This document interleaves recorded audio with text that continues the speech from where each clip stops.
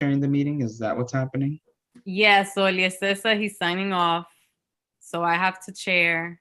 Sure. We And don't I have will- a secretary, so you're our acting secretary, but Got obviously, it. given the changes, the minutes are gonna come soon, and we don't have any resolutions on deck tonight. Yeah, but I can serve as secretary for the evening. That's not a problem. Right. Okay. I'm sorry, guys. So also Sally, we didn't share in the beginning, Sally's excused this meeting. So we don't have a treasurer's report.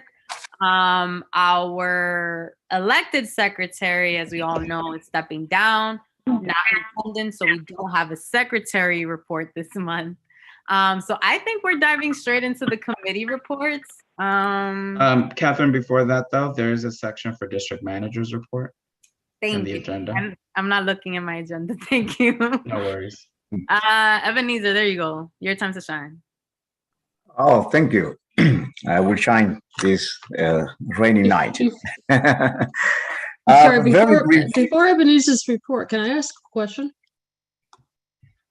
Sure. What happened with Curtis?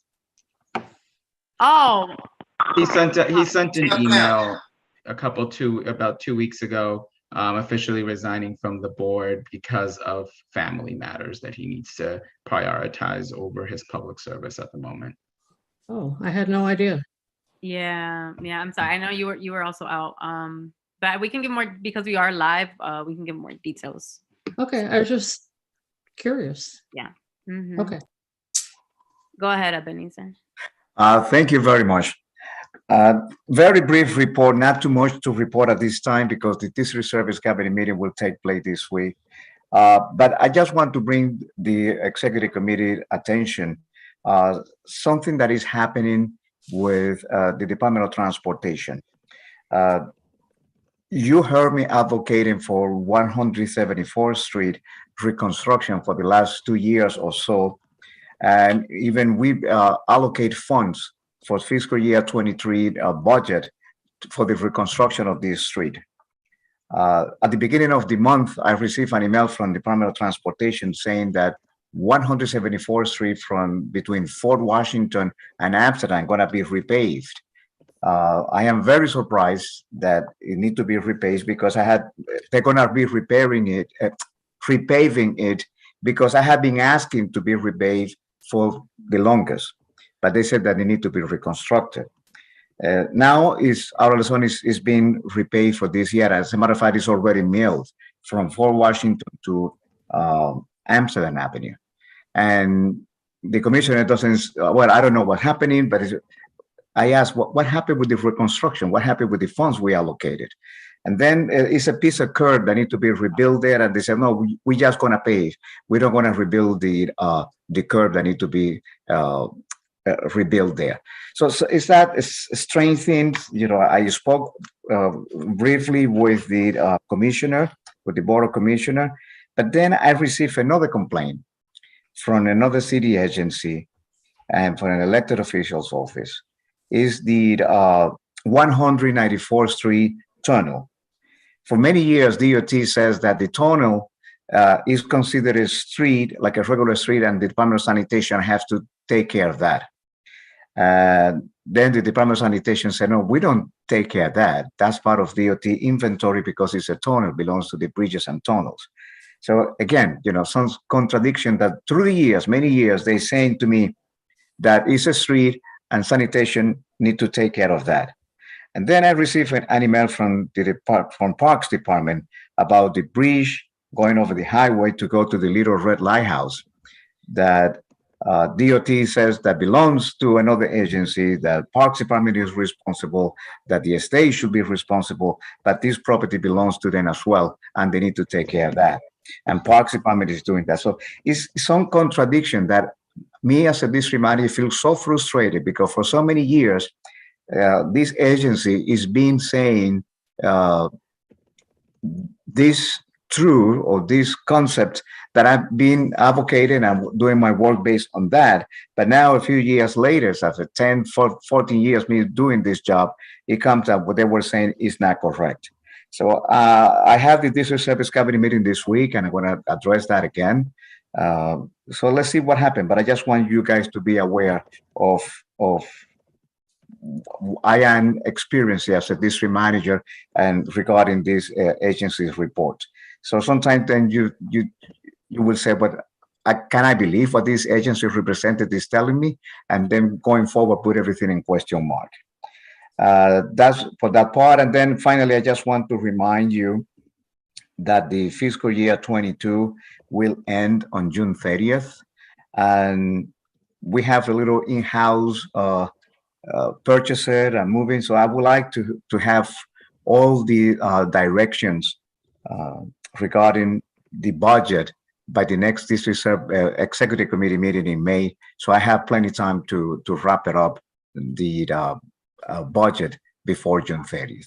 This is the end of my report. I see three questions. Let's start with Wayne. Thank you, Ebenezer. I have two questions. One of my neighbors reached out to DOT and got contradictory answers to the question of when the Riverside Drive viaduct work will be completed. And one response said it's still on schedule to be completed this summer. But another response said it won't be finished until I think sometime in 2023-24. So do we have any updated information on when that work is really going to be completed? And then after the land use committee meeting, I sent you an email asking you to post certain reference information on rezoning options to CB12's website. It's too big to email to the whole public, so that it's available for reference to all of the people who attended the meeting. And I just need to know if those PDFs have been posted. Well, I see that you resent it again, saying to be posted. When I received it, but the first time you see, I didn't see the request to be posted. What I did, that was in the first email. I sent 3 of them, and the first one said that I had to send them in 3 emails because it's too big for one, but they needed to be posted for reference for the general public. Okay, what I did is I archived it in a special folder that I have for you in the server, but I didn't see the request to be posted. So I saw it now, and I'm gonna follow up with Chanel tomorrow to make sure that we post it on the website as soon as possible. Okay, by the end of the week. Thank you for the clarifications. Yes. Isidro? Thank you, Vanessa. Just wanted to provide a testimony that you do an outstanding job at the District Service Cabinet meetings. And you're right, you have been bringing up these issues of the Lighthouse, 174th Street, at least for the last 2 or 3 years.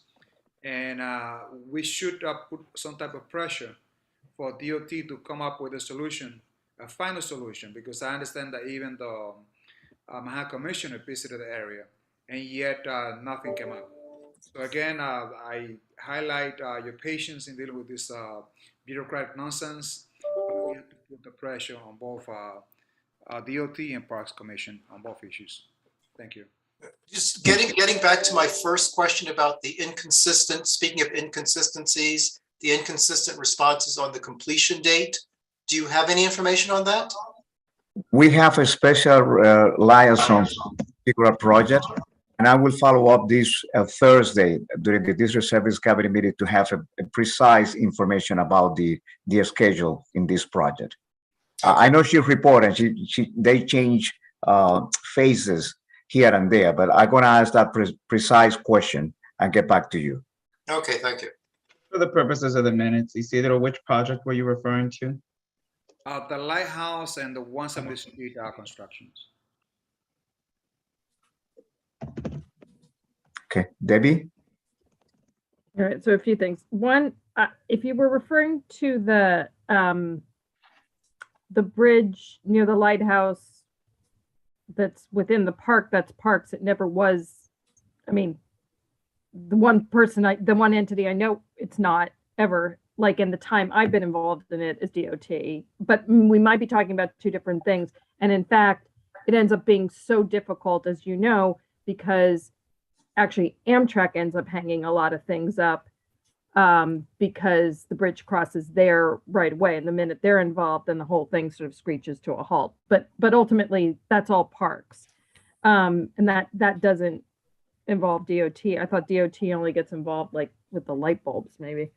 And on 174th, are you saying like, I mean, yes, the milling is going on in the whole area, but are you, but did DOT say they were going to take on the project? I know you've been advocating for it, and I know those people on 174th who have, you know, kept their foot on the pedal, but did DOT ever nod their head and say, yes, they would take on that? Because it's more than milling. It's, you know, there's sort of structural issues under, right? Yes, the DOT said that that street need to be reconstructed in the way it was, and they need funding. And I went there with the commissioner, we inspected, and I knew from the residents there that the city was inspected. Several city agencies went and inspected the basement and the building adjacent when the street was sinking. One day they put some like a temporary work around the sinkholes, and now they did the milling. They do not explain. You know, I want a clear explanation. Why 2 years ago you needed reconstruction, and they said that they don't have the funding. It was a capital project, and they needed the funding. But I guess where I'm going, and I know you know more about DOT than, you know, because of your history. So I don't mean to say I know any more than you, but like my suspicion in the world of bureaucracy is like the milling is going on right from 180th all the way down towards the hospital. So it's more the question of, that's great, you're milling, except then, so you're saying you're going to then open up the roadway again post milling, and maybe that's just the way it needs to go down. But the milling does not have anything to do with the structural work. So good luck with your continued fight to get that done. Second thing, and the last thing I'll say, Wayne, is I do think we need to get an update on that project. And they do have a dedicated, you know, liaison office, like sort of on site.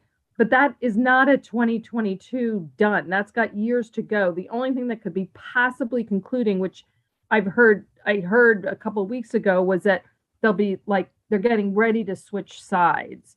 So there's about to be a whole new set of impacts for the buildings that kind of abut there. So there's been like a lot of noise, but this in no way means the project's coming to an end. That's like a gajillion year project. So we have 4 more hands, folks. So we're going to wrap it up with Liz. Go ahead, Steve. Steve? Yeah. If we're talking about the bridge over the Amtrak tracks, a little bit south of 181st Street on the path leading to the Little Red Lighthouse, that is a Parks Department bridge. DOT, however, is involved because it is in charge of reconstructing that bridge. We're waiting to find out when that work will take place. So DOT is involved with that bridge. I'm not clear. What was your question about the bridge? No, there is a bridge that you go to the Little Red Lighthouse entering from Haven Avenue. Oh, that when you go for Haven Avenue, the DOT said that portion belongs to Parks, but then Park is saying that portion belongs to DOT. As a matter of fact, the Parks Department took care of several graffiti and a heavy cleanup there, and sent an email to DOT saying, you know, we did that. Hopefully the DOT can help. And it looks like this particular bridge belongs to the DOT inventory. But for the years, DOT is saying that belongs to Parks. So this is the gray area that I have been working for many years, and is still working on that. Yeah, well, I think there has been some confusion over that, and I think some portion of that. I'm not exactly sure where state DOT begins and ends. There's a lot of different overlapping jurisdictions along that pathway. I'd have to double check on what belongs to Parks. Thank you. Marielle. Thanks, Ebenezer. Yeah, just a couple of things that I wanted to follow up on. The first is I had raised this before regarding the number of distressed buildings in our community. And I've been trying to get in contact with someone in the alternate enforcement program, the AP program within HPD, and it's been a little bit difficult. And so I did ask if you have any contacts there, if you're able to possibly share that contact information with me, that'd be incredibly helpful. In the meantime, of course, I'll keep trying. And then I guess alongside that same thing is obviously, as I'm still somewhat new to the role of chair for the Housing and Human Services Committee, it's been really hard finding agency contacts. I don't know if there's I've emailed asking about this and I haven't received a response from anyone in the office.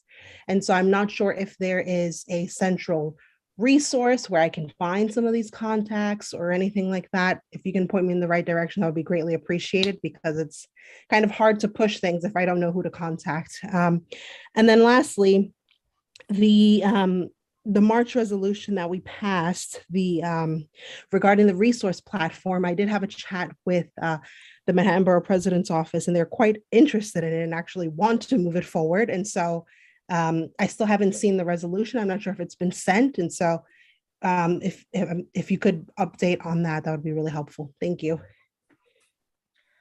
Yes, Mariel, when you sent me that email last week, I sent the resolution to all the elected officials' office, the one that been there for the longer and the new ones as well, and I copy you, and the resolution was attached. I don't know if you were able to open it up, but I can resend it to you again. Yes. So I did see the one about the Armory, and so thank you for sending that. I did see that one. I did not see the one for the March one. So if you could resend it, that would be helpful. Thank you so much. Okay. So now with the agency contact, especially for HPD, I am updating it. My contact. I don't have right now anyone for HPD. The person that used to come doesn't come to the District Service Cabinet meeting, and the telephone number that I had, I called and they said it's not in service. So and with the new administration, we have a new liaison. So I'm working on that because I want to give you, for the project you have for the summer, a very updated contact list. And then I put a little bit on the side because we're going to have a meeting with Eleazar, you and me, and the meeting hasn't happened. That's why you haven't received any other update on my part. But I will tomorrow. I'm gonna send you what I have, so I don't hold you, for what you need to do. And at the District Service Cabinet meeting, and we inquire with the other colleagues to see if they have contact for this agency that I am missing, and share it with you. Thank you so much. I appreciate it. Sorry, the lady from the mayor's office, I think her name's Angelica, that she comes, might be Angelica, yes. Yeah, she might be helpful also. Yes. I have Angelica's email and I did reach out to her. I haven't received a response, but I'll follow up and see. Thanks for that tip. Sure. Jim?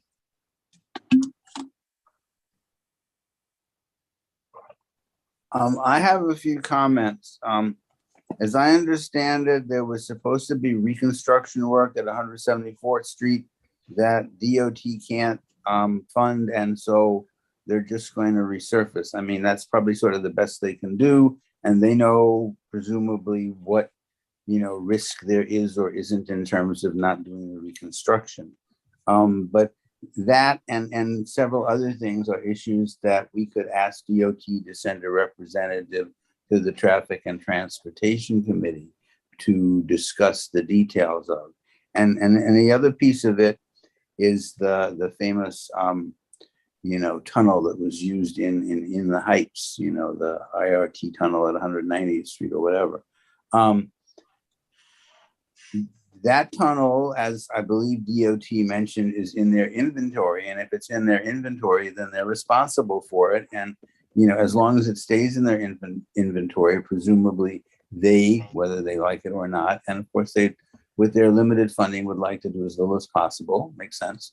They're responsible for cleaning it and dealing with leaks or whatever. The other issue there, just for some background, over the years, DOT has been trying to get rid of that tunnel and give it to the MTA and make the MTA responsible for it. And the MTA doesn't really want it, since for exactly the same reasons. It's one more tunnel for them to deal with. So I don't doubt that this may also be going on now. And you know, we're just seeing the ripples from it. So, but again, that's an issue that certainly we could ask them to send a representative to, you know, TNT about, and they can tell us, you know, what is their responsibility and what isn't. Thank you. Thank you, Jim. Liz? Thanks. Steve basically covered what I was going to say. This does not relate to your report. I just wanted to say that I have to hop off the call, and I wanted to just get some clarity with Wayne. I don't have much to report from Parks Committee. We don't have any resolutions. You can read the minutes when I send them out later this week. And I just wanted to get some clarity with Wayne as to which committee a presentation for the Morris Jamel Mansion should go through, if it should be Parks or if it should be land use. I mean, I guess I'm asking to move the agenda to the committee reports. Wayne, sorry, you're talking about the resolution that's coming? No, she, There's well, a project. No. There's a project that's coming up. There's an issue about a project that's coming up at the Morris Jamel Mansion. It relates to accessibility, reconstruction of one of the among other things, reconstruction of one of the entrances to provide accessibility. And because it will have to go through the Public Design Commission and or landmarks, LPC. because it's a landmarked, it might have to go through LPC, might have to go through PDC, might have to go through both. Okay. The question is, would it go through the Parks and Cultural Affairs Committee on the grounds that it is a cultural institution that is in a park? Or would it go through the Land Use Committee for reasons that frankly are not clear to me? So I was gonna say right now, next up we have the calendar. And so I was gonna ask, is this gonna be on the calendar for May? no. That is also June. part of the question. Oh, No. so then if it's gonna be for June, then why don't you and I talk offline? Right. Right, it's June. Okay. So you guys Okay, can decide, cool. and in next month, let us know when those be That scheduled. sounds good. And I'm gonna hop off. Thank you all very much. All right. Have a good night. You Okay. too.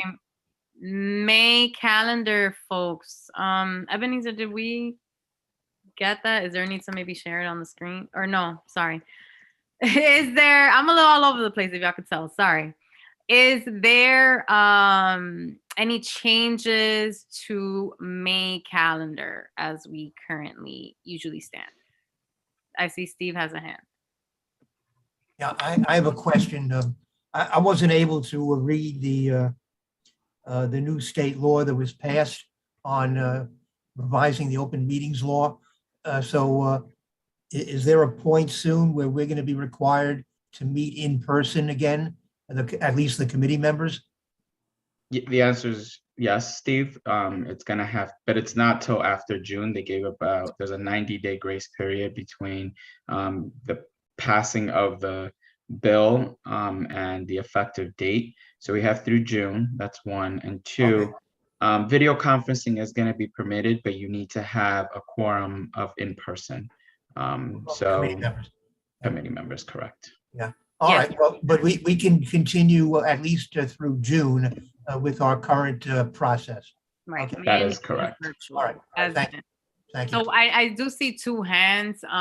If it's about open meeting law, can we just set that aside for a minute and focus on the May calendar? May calendar, virtual, Jim Mariel. Mine is on the open meeting law, so just get back to me because I have a comment or I'm confused about something. Okay. But go on with the calendar. Thank you. Mariel, anything on the calendar? Not for May, but I just wanted to note, for next week's general meeting, I probably won't be able to make it, just so it's on the record. I'll be traveling out of the country for work, so. Okay. So you're, if you have an assistant, share, or we can have people refer to the minutes.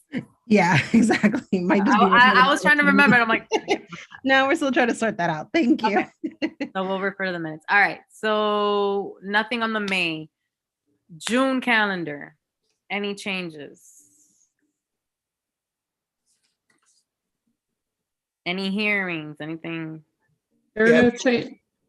Could we just refer to the district, include the word cabinet on May 19th and June 16th? Refer to it as the district service cabinet meeting? Okay. All right. That'll be an edit for the staff. What's it called now? Just says district service. Got it. And okay, Mary, do you have a change for June or something for June? There's no change, but people need to know, and I'll explain that when I give my committee report, that our June 2nd meeting is going to be at 1 p.m. rather than 10:30 in the morning. Okay. Explanation to follow. Okay. Juicy sneak peek. All right, Jim, I will allow for the question on open meeting law. Go ahead. There we go.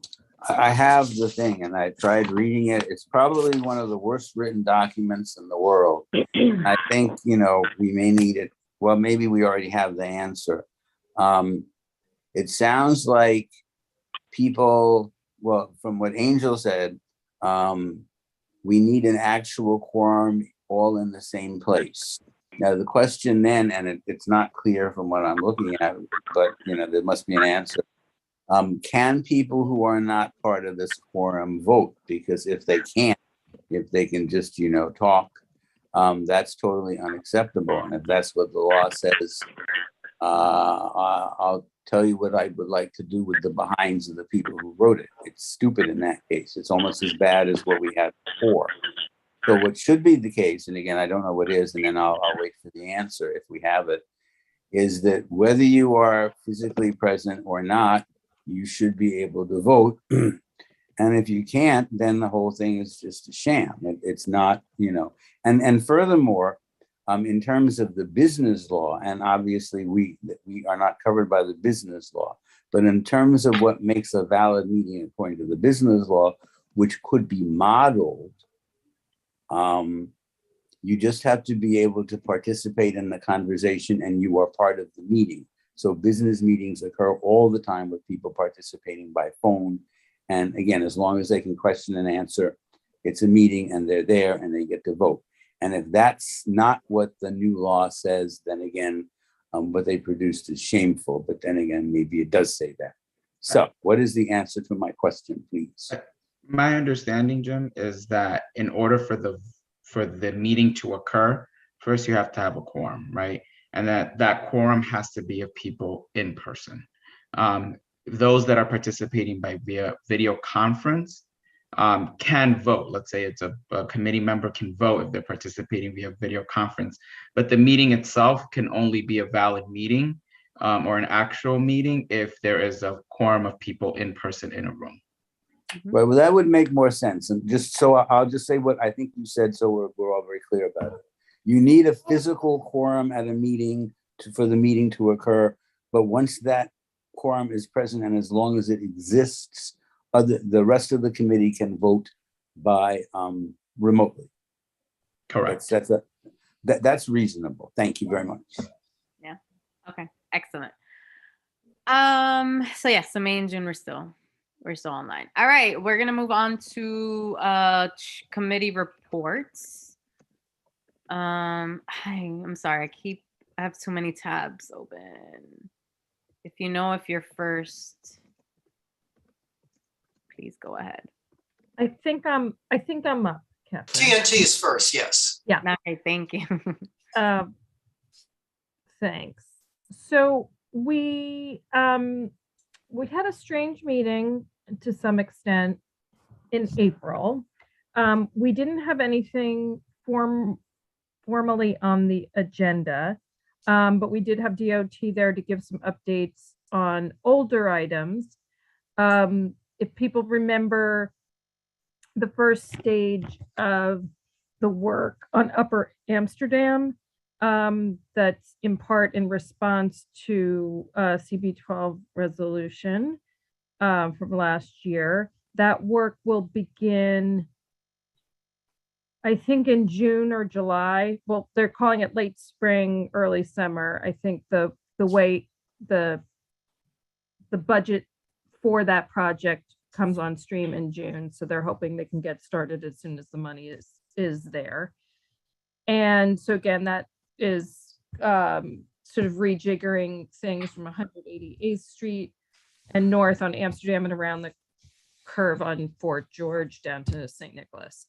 And the other thing that came up and that we will have a resolution on relates to, as some may remember, that when the board was presented with the Dyckman Plaza, which has since been implemented, sort of a related part of that was the idea of turning Seaman between Dyckman and Riverside to be two-way again, to kind of match up with the rest of Seaman. And I thought that this was going to come back. So we heard about it sort of in two different times related to the Dyckman Plaza, but there was always this idea that they would come back when they needed, like when it was time, and get the actual resolution. Then I thought that was going to happen in May. But when they were at the meeting in April and we were talking about it, it became clear that they had nothing more to present. Like they had presented, we want to change it back to two-way, which Ebenezer provided some very interesting backstory, which I didn't know, which was that long ago it was two-way. And so that even if they came back again, there wouldn't be anything new to say beyond what had already been presented and the pictures that had been presented to the committee. And so we discussed it and decided, and they needed a resolution. And so I decided, rather than having them come back, because we'd already sort of, the public had been at the Dyckman Plaza meetings and this sort of had come up and there wasn't anything new, we decided just to vote on the resolution, knowing that the problem with that was it wasn't on the agenda, which wasn't great, but we decided it was such a small item and nobody objected to it. In fact, you know, there've been people on the record saying, why can't this be two-way? So we did what we did. And so there is a resolution that'll be before the board, just saying, yeah, we support this becoming two-direction. Two members of the community, one who was at the meeting and one who reached out afterwards, were upset that it went down, that it wasn't on the agenda and that we didn't hold it off. So I just want to have full disclosure. And, you know, we also sort of discussed at the meeting that obviously if somebody really felt strongly about it, that we'd still have the general, you know, obviously the reso would be presented at the general. So that's my story. That's the story. So do people, I mean, yeah, so I'm open to any feedback people might have about it. Any hands for Debbie? Jim, and then I'll go. Jim? Thank you. It turns out that the resolution will be discussed at the general meeting. Therefore, the process of people objecting to the street becoming two-way, you know, is not all signed, sealed, and delivered. And anyone opposed to this or in favor, for that matter, can come and speak at our general meeting. And I think that will further the democratic process. So I don't think there are any real parliamentary concerns. If there are, at the general meeting, someone can move to send the resolution back to committee, and then we will discuss it further at committee if that's what the board wants us to do. But I don't think anything is violated because we will be discussing the matter at the general meeting. Thank you. And I was just going to recommend that if in the past folks have commented in the committee, I mean, at meetings about the two-way traffic versus one-way, that should be reflected in the reso. Yeah, yes. And I appreciate you saying that again, because I haven't sat down to write. So I think that, yeah, I appreciate that feedback. Just another quick thing is that for people that have been on the board for several years may remember how intense the discussion around the Haven Plaza was when that got voted on and approved, and it was approved at the time. And what was proposed and approved at the time was called a temporary plaza, meaning the plaza on 168th Street and then to 169th Street in Haven was sort of done with pretty removable materials, etc. And one part of the resolution at the time was that the committee would do like a check-in at 6 months out to just see how it was going and utilization and all of that. Things got delayed because there was so much construction. There was some sort of infrastructure construction down there. So they took a while till they rolled it out, and then they rolled it out, and then it didn't get dealt with at the exact 6 months mark. And that was the end of 2019, I guess. And that was when I was not on the committee. And then the pandemic happened. So blah, blah, blah.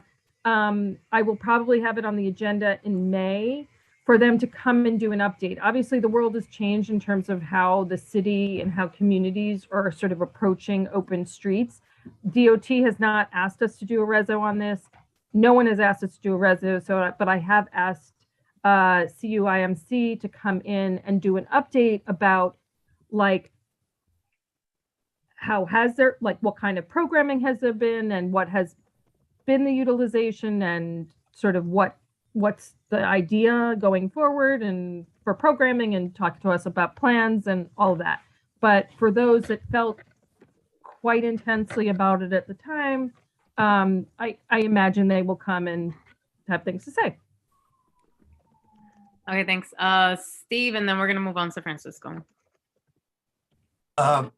Debbie, for the Haven Plaza discussion, can you get a report from DOT on whether all of the alternate parking spaces that were promised have been implemented? And ask them whether there's been any change in the traffic, in accidents in the neighborhood, or anything else that would possibly be attributable to the creation of the plaza? Yeah, well, the parking thing, maybe we should discuss online. I mean, if anything, we got a lot more parking because of the changes that were done on St. Nicholas nearby. So net, but yeah. So that's good. And the traffic study already had come back and nothing changed. They didn't expect anything to change, and nothing really changed. So. All right, but I would recommend that that be part of your discussion. Thanks. Thank you, Debbie. That wraps up DOT. Sorry, traffic and transportation. Francisco, you ready? Yeah. Okay. Good evening, everyone. Happy Monday. I'm going to refer to the minutes, but as a quick update, we had Mr. Benny Lorenzo from Aspida Capital. They're an investment firm that looks for certain types of businesses to invest in, the type of businesses that have growth.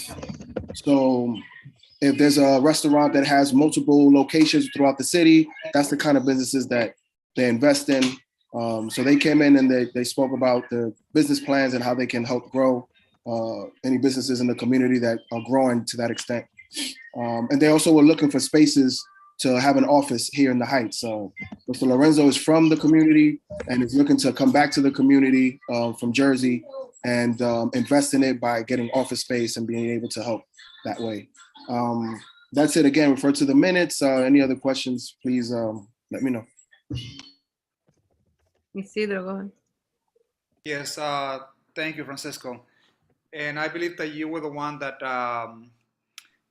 gave me the contact for Lorenzo. Well, actually, let me stop you real quick. I want to thank Simari because she was very instrumental in connecting all of us with Isidro and Benny and also gracious enough to do the minutes. So just wanted to put that on the record. Thank you. Thank you so much. So Simari did reach out to me, and I had a chat with the corporation. We're going to also have a follow-up chat on Thursday to provide them with some spaces that we have in the mid-height. So I'll have a chat with them on Thursday, and we will hope that they will come to the heights. So thank you so much for the referral, Francisco and Simari. Absolutely. All right. Thank you, Francisco. Next up is Wayne because Domingo hopped off. Okay, thanks. So at the April land use meeting, we had a couple of interrelated discussions.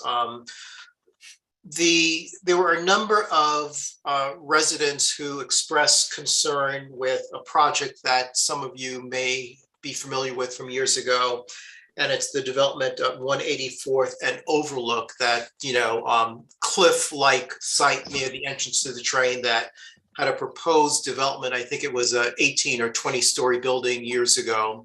That the developer went bankrupt, and now there's a new developer, and there's concern not only with the size and scale of it, but the fact that it is basically the site is a massive rock outcropping, and any construction is going to involve a serious amount of, drilling. You cannot blast anymore, but there are concerns about what that is going to do and the kind of disruption. But the extent to which the project is as of right under zoning, meaning if they're not asking for any discretionary actions, there isn't a formal role for the community board. But that said, we pointed out that they can certainly, and the community board can certainly outreach to all of the elected officials and have the concerns expressed. We did ask the community board staff to reach out to the new owners and see if we can get them to make a presentation, and that is ongoing. At the meeting, we had representatives of the borough president's office and the Department of City Planning present for a presentation. So they heard this discussion, and Lizette Chaparro, mentioned that and clarified that something that was shared with us, where currently the borough president's office does not have designated planning staff for each community board, but they're working on hiring. So at some point, they will reestablish that. But in the interim, we have access to, Lizette, and the extent to which we or residents have further questions about what can really be built on that site. She is a resource. The city planning reps were also useful in that, we were discussing, just what does it mean when you're building something as of right. And as we've discussed many times over the years, the land use regulations outline what can be built where, what kind of use and how big. And if the proposed development falls within the legal requirements, then the owner simply has to comply with whatever is required per building code. There are no discretionary actions, but at this juncture, it is really too early to actually know what is proposed and what is allowed. That is a project we're keeping our eyes on. With regard to city planning, the reason they were invited is, as you recall, with the 4650 Broadway Fresh 2 application, despite the objections of the community board and elected officials, the chair of city planning approved that application. And one of the reasons is the way the program is structured.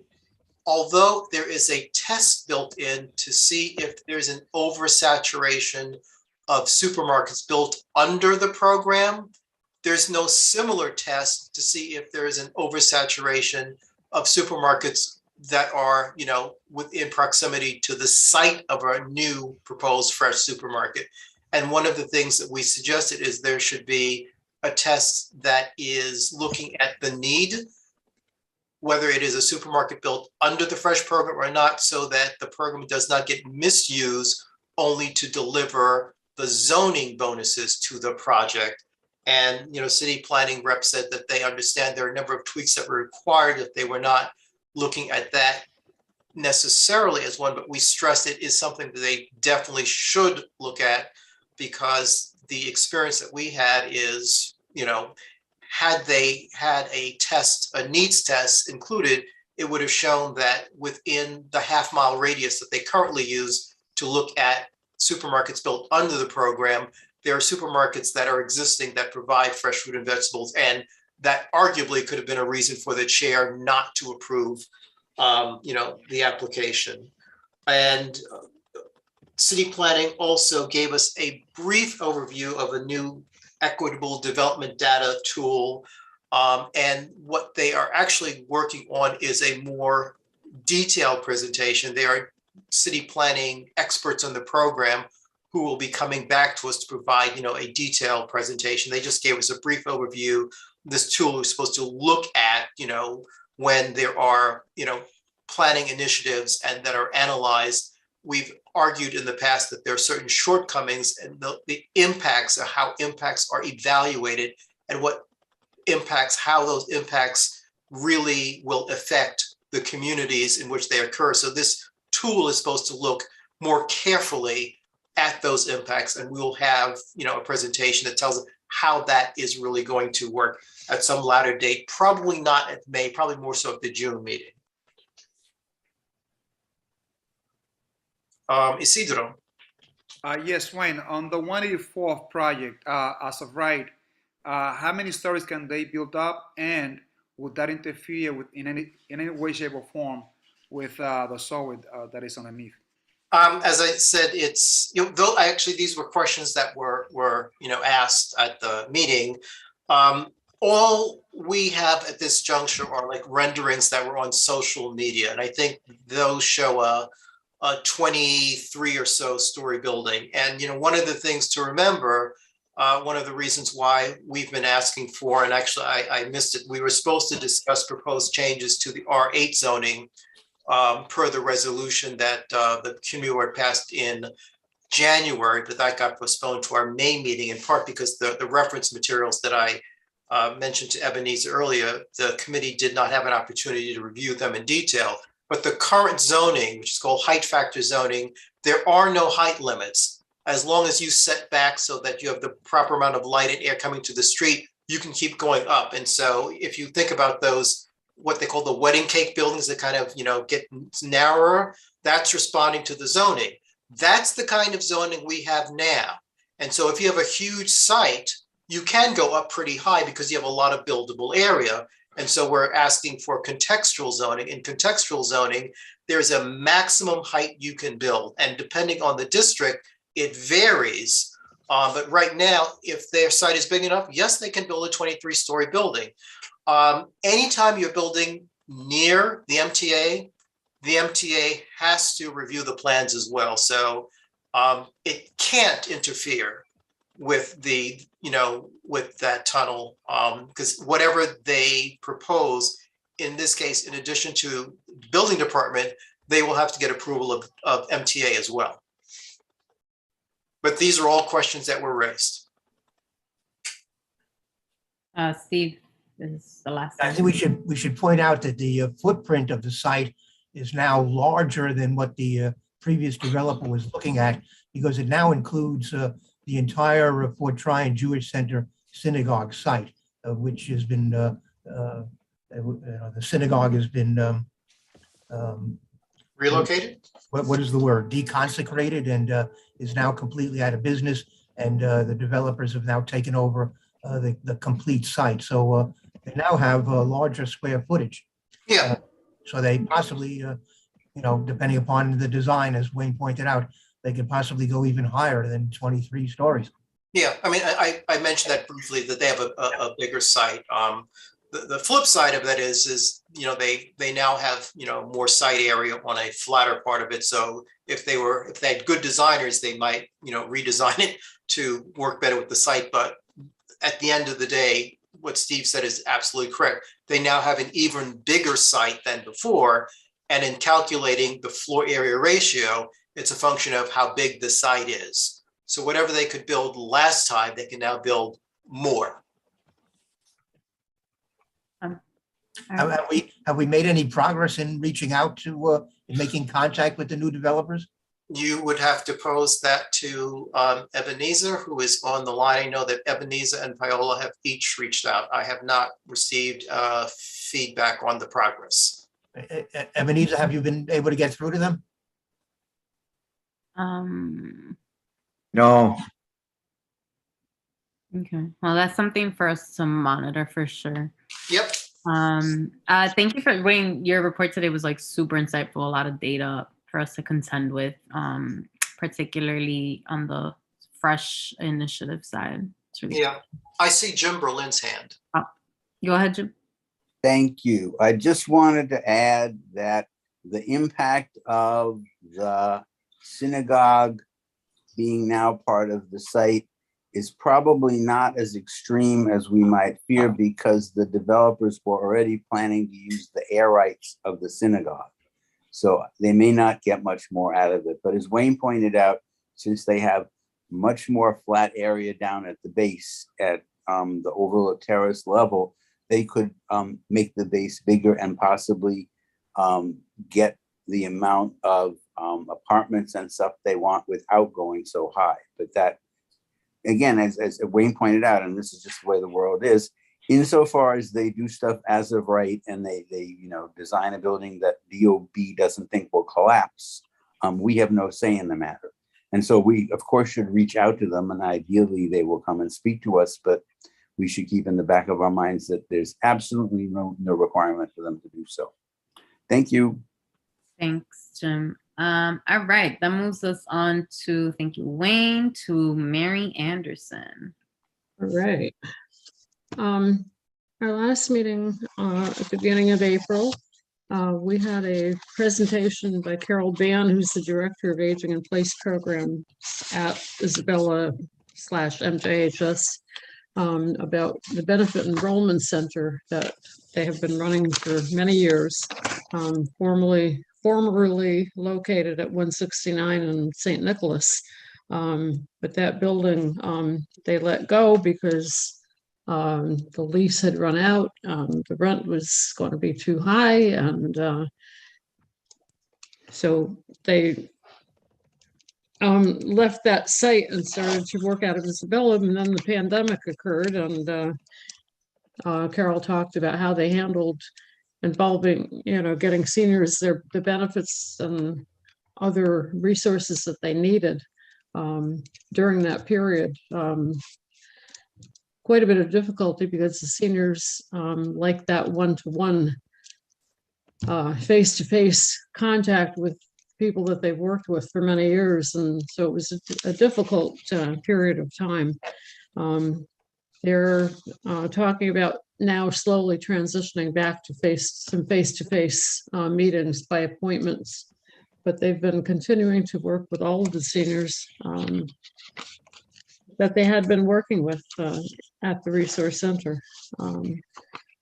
So this is, a great thing that has been continuing, because I know a lot of my friends, I live in this area, in the area of the former resource center, and I run into a lot of people over the period of time, and talk about how much they miss being involved, because not only was the senior center a benefits enrollment center, but it was also a place where people could go and socialize, get help with other things. We had different activities over there as well. The other thing that we had presented was update and work plan on LGBTQ aging panel proposal that Richard Allman had been discussing with the committee, and we kind of made some progress on that discussion.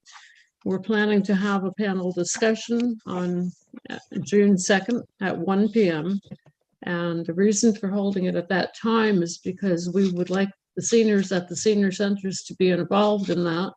And the easiest time to have the seniors all together at a senior center is mealtime. So it was agreed by the center directors that that would be a great time, and they could, you know, have that as part of the programming for that particular day.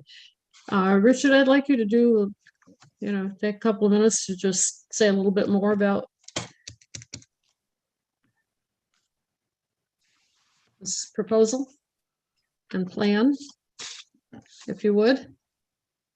In process is probably, I don't have my notes in front of me, Yeah, but the okay. discussion was to try to look big picture at the issues there, try to put together a diverse panel, both including people, diversity in all the ways we usually talk about it, and diverse in terms of people working on policy issues, people providing direct services to seniors, advocates who feel blocked in that effort or are seeing things that drive LGBT seniors back into the closet.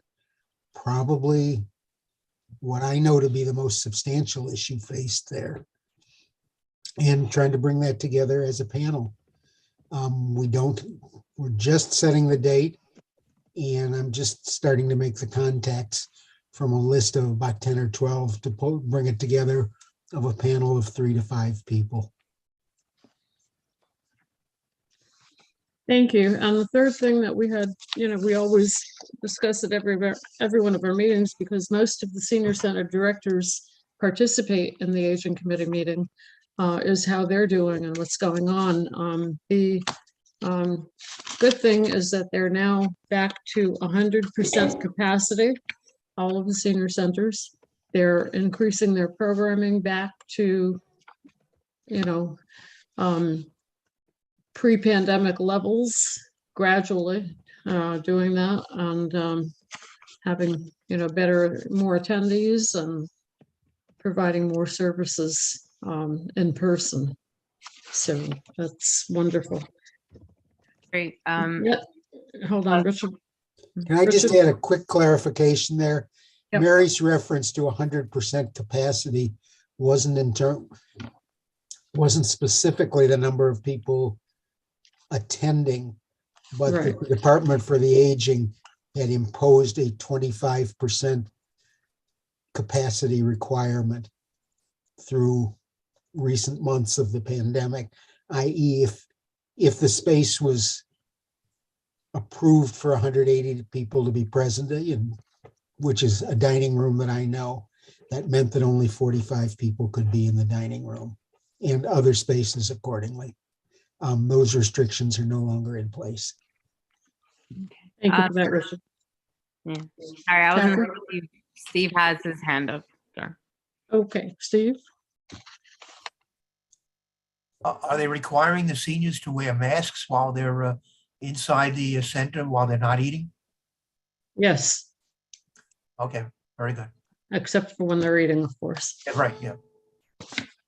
That's been maintained. All right. Thank you So, so yeah. much, Mary. That, Okay, and our next meeting, we will have further discussion on, you know, planning for this panel discussion. We're also going to start talking about our budget requests for 23. So, you know. Okay. Thank you. Next up we have.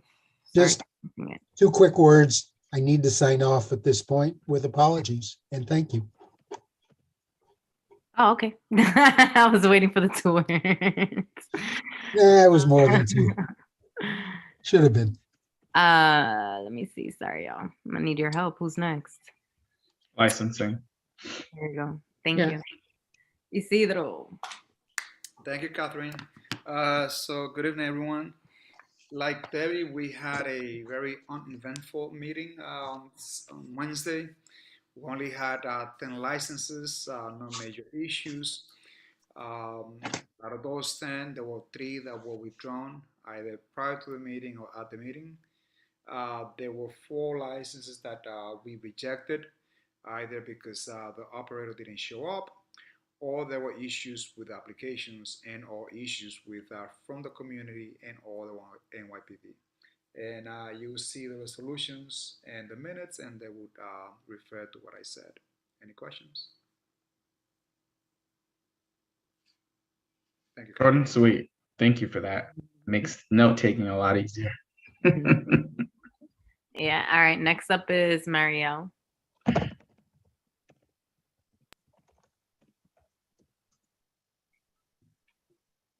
Marielle, you want me to come back? I think you skipped me. I think it's health and environment. Oh, I'm sorry. Go ahead, Steve. Wow. Go ahead, Steve. All right, on the COVID-19 front, our positivity rates have gone up significantly, maybe 3 times where they were at the time of our board meeting on March 22nd. Back then, all of our zip codes were under 2%. Now they're all over 3%.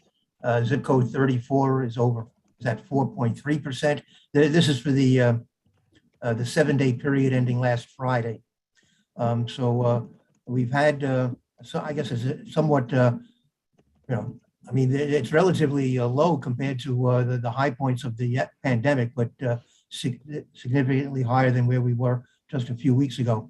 And we've had 187 new cases since our board meeting and 2 additional deaths. So the total cases now about 48,000 since the beginning of the pandemic, about 800, well, I said this, 800 more since our board meeting, a total of 921 deaths. The vaccine rates have basically held the same. They haven't gone up that much, even though 652 more people have gotten their first dose. We're still running at about 77 to 81% for people with a first dose, 69 to 72% for people who are fully vaccinated. And these numbers are 6 to 10% below the rest of the city and way below Manhattan overall. So we still need to do much better on convincing people to get vaccinated.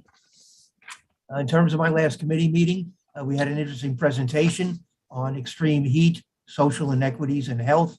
During the course of the presentation, we learned that street-by-street data will become available this summer. So you can actually pinpoint the block where you live, perhaps, to see how the heat on that block compares to the rest of our community. We also had a report from the health department. Besides giving a report on COVID-19, they also reported about the scaffolding around the district health center on 168th Street. They're now promising that work will begin during fiscal year 23. It's exterior facade work and roof work. We asked them to find out find out the anticipated completion date for that work, and they will get back to us. They're also saying that the DOH police, who are normally are stationed inside the building, will become more visible and apparently will be patrolling outside the building during their normal hours. We also had a report from representatives of the New York State Nurses Association who were preparing for their upcoming negotiations.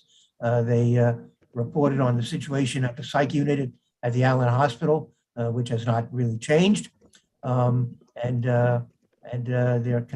reported on various staffing issues in the emergency department and elsewhere, and are concerned about a high turnover rate. They will continue to report back to us. Thank you. Awesome. Thank you, Steve. I see no hands, so we will move on. Marielle, you are up? I'm here. Now Yeah, I'm sorry. Hi, everyone. Yes, so earlier this month, we had a presentation from an app called Grid Rewards. And so what they do is it's a company, I forgot the name's escaping me. I don't have it in front of me at the moment, but this company has been working with businesses, kind of large office buildings, to help them really kind of be mindful of their energy usage. And so they've now kind of rolled this out where like the everyday, apartment user, kind of the everyday person can now use it. It's an app. It's called Grid Rewards. It's free to download, and it's actually in conjunction with Con Ed.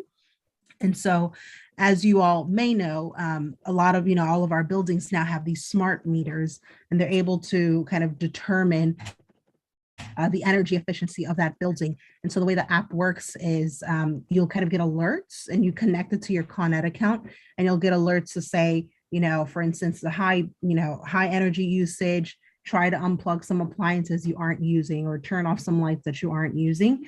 And if you do so, then you end up gaining like these rewards, and the rewards can be redeemed either as like a payment through PayPal, for instance, or, a check, or, you can even like donate whatever rewards you get. Again, it's free. It's kind of, a partnership with this company and Con Ed.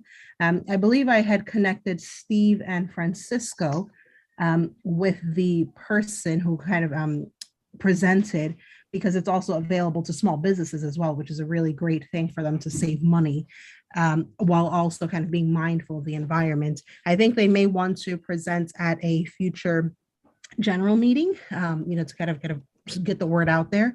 Again, it's free, and it's called Grid Rewards, and it sounds pretty neat. So I might be signing up myself. And then we also spoke a little bit about the resource fair that we've been trying to do.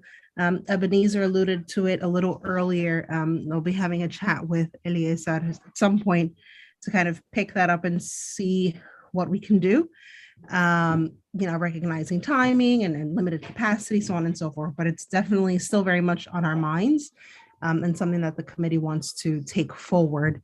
And then lastly, I just wanted to raise for awareness, two other points quickly.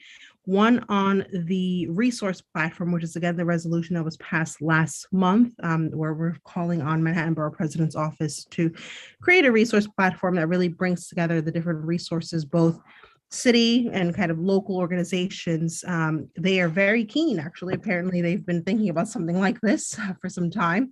And so we'll be working with them to move that forward. And lastly, we are looking to have a public forum for the Armory Foundation. If you recall that resolution from last year, one of the points of the resolution is to have a public forum, with all relevant stakeholders, as well as, members of the public. We're looking for a date in June. And so Eliezer and Ebenezer have been helpful in kind of coordinating that.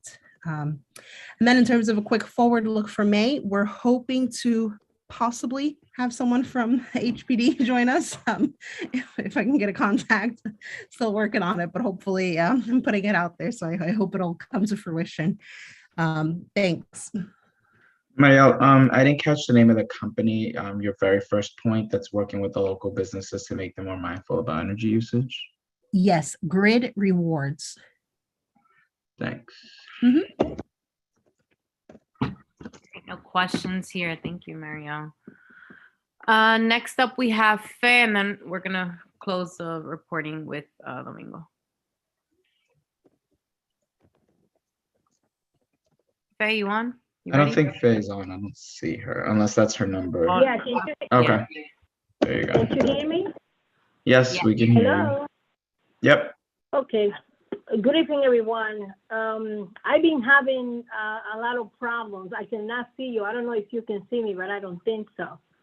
I'm out of the city, but I'm going to just briefly just say that we have two presentations. We have FAO, Police Athletic League, that was referred by Steve Simons.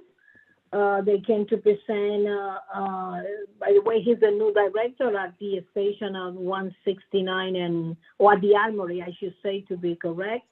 He came to present about the programs that they have available and encouraging the board to actually promote or share with the community, the other program that the programs that they are having there. We also have another presentation from theater program in the Bronx. Also, the presenter is an adjunct professor at John Jay College. She came to present about the program encouraging students who are inclined to learn theory. So, and she's actually looking forward to implement her program at a church that is located on 179 in Fort Washington. But with more clarity and precise, information would be, in the minutes. And I'm sorry that I cannot see you. You cannot see me, but I've been all along since I joined a little bit late, but you know, I notified the chairman that I was having problem to see you because I'm not in New York. Thank you.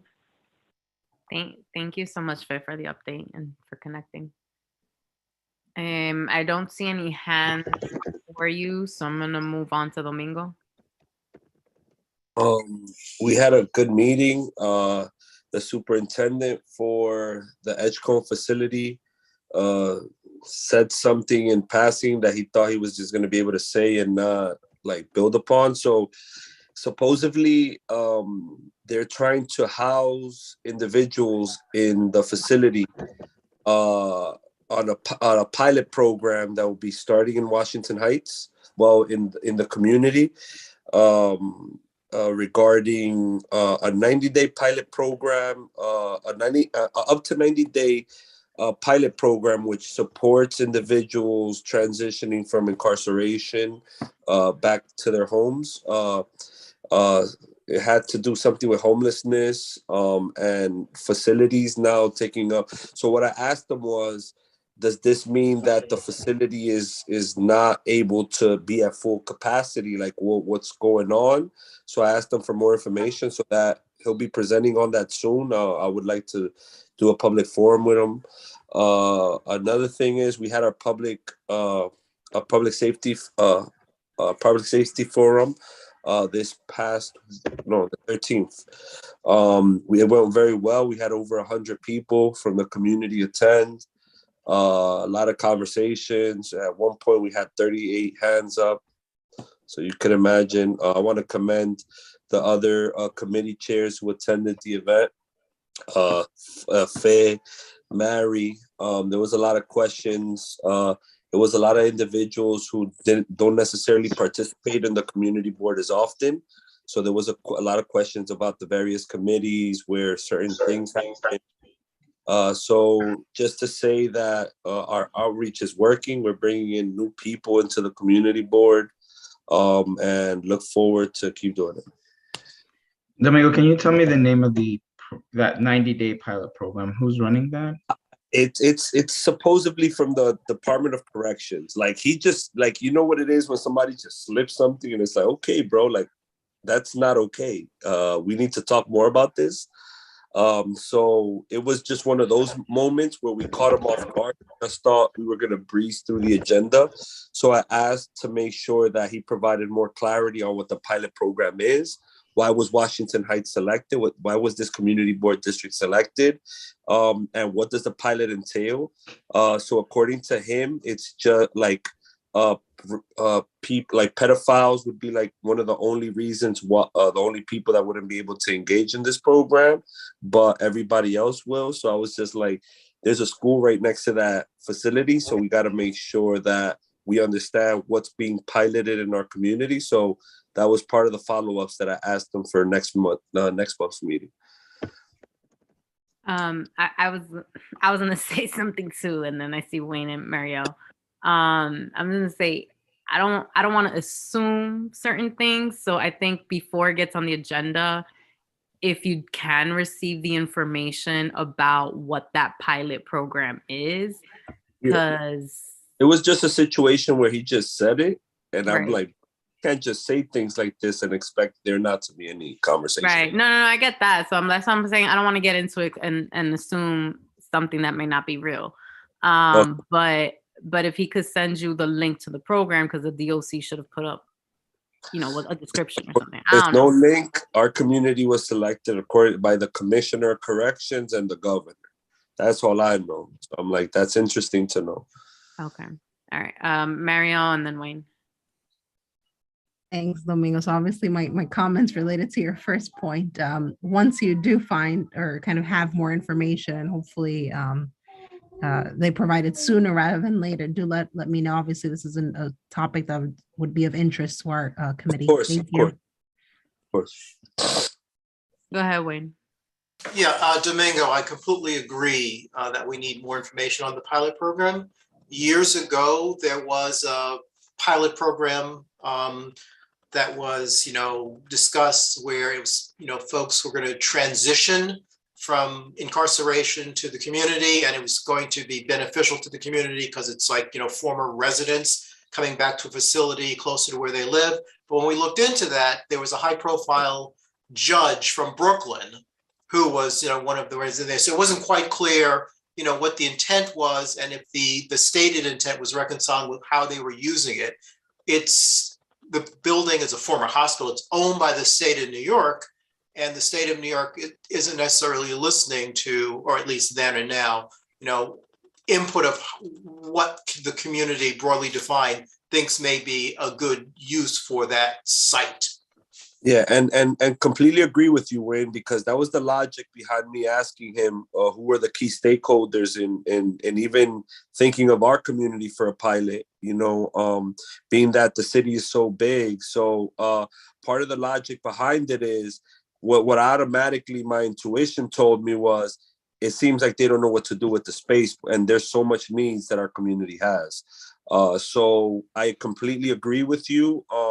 And it's just a matter of I'll be emailing him sometime this week just to give him some reminders. But if they don't know what to do with it, I think it's time for them, for the state to put it to use on what the community needs, not what they feel or assume we need. Yep. Isidro. Thank you, Catherine. So Domingo, do let me know when they come up on board, because the main concern for small businesses up in Northern Manhattan is public safety. Homeless people represent the number one problem. And a question, this is coming to the facility 165th and Edgecombe? Yes. So right now it's they have a women's program in it. But what my intuition told me when he just slipped it out in his report was, it seems like enrollment is low, so they got to figure out what to do with such a big facility, because whatever programming they have, he's talking about wraparound services. I'm like, bro, there's nonprofits doing these type of works. There's reentry programs doing these type of works. So I think we have to be real careful how they try to package this to make it seem like it's a progressive agenda when they're just dumping stuff on us.